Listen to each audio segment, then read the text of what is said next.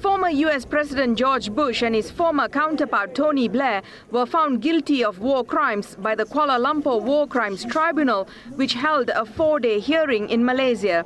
The 5-panel tribunal unanimously decided that Bush and Blair committed genocide and crimes against peace and humanity when they invaded Iraq in 2003 in blatant violation of international law.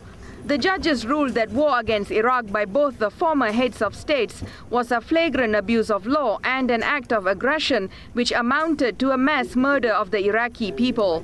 Bush and Blair are found guilty under the same law that applied to the Nazis after the end of World War II. They are international criminals, guilty of Nuremberg crimes against peace, and they should be prosecuted by any state in the world that gets a hold of them.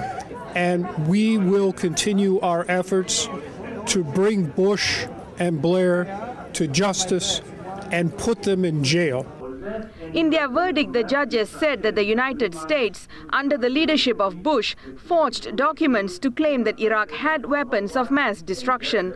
They further said the findings of the tribunal be made available to members of the Rome Statute and the names of Bush and Blair be entered into a war crimes register. There is also a recommendation that this be circulated to states because all states have universal jurisdiction.